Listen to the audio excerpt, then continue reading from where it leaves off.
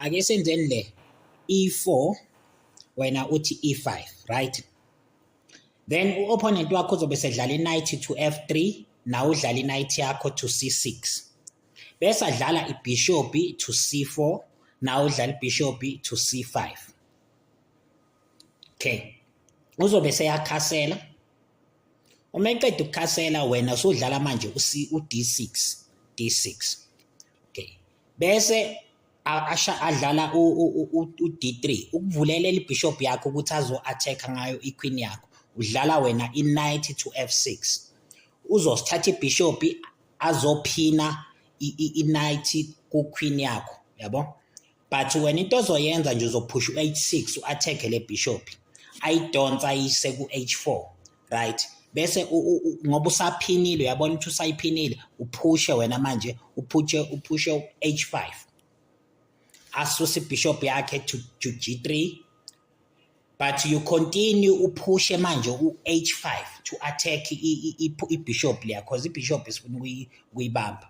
But lokhu uzobona ukuthi kwenza ukuthi ipawn yakho le elaphayana ku-g5 ibe free. So as much as ufuna ukuphusha, yena uzothatha i-knight yakhe azoshaya manje, azoshaya u-g5 nge-knight, attacking ipawn leli eliku-f7 liya ngoba une-bishop elimdefendile. But you'll continue wena uphushe ibishop, uphushe ipawn njalo, u-attack lela bishop.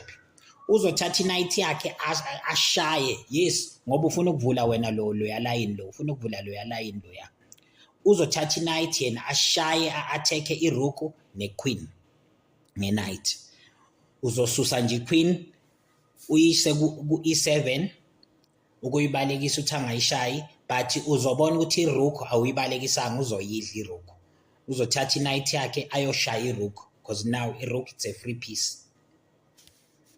Uzothatha i-knight ashaye ku-h8 irook, shaya irook ku-h8. Then wena uzobe ususwinga iqueen yakho uyiletha lapha ku-e7 uku-attack no, uzoqala ngokudla ibishop iqala, uzoqala ngokuthi udle ibishop. Qala ngokudla ibishop ukuvula loya line lo bese ufuna vele, yabo? Then uzobe esethatha ukuvula lo line lo bese udinga, yena uzobe seyithatha ipawn yakho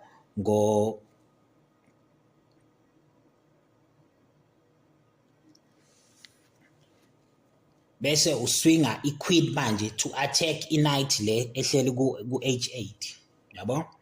Mawuthatha iqueen yakho azo-attack i-knight, at the same time uzobona ukuthi loya line ngoba bese uvula, suvulele khona ukuthi iqueen mayiza la isiyakwazi manje uku-attack lapha. Uzobalekisa i-knight ayise ku-f7, but asifuni yona vele. Then we will just swing our knight izohlangana ne-queen, because mawuthi uyabuka iqueen yakho ne-knight kuyahlangana, kwenza u-checkmate lapha ya ku-h2 kuzoba no-checkmate. So sekuyaphoqeleka ukuthi athathe iqueen ashaye i-knight, because if akayishayi le knight it's gonna be a checkmate. Then wena yobe usuthatha ibishop yakho uthathe iqueen, then bishop to take the queen, then it's an easy game to win.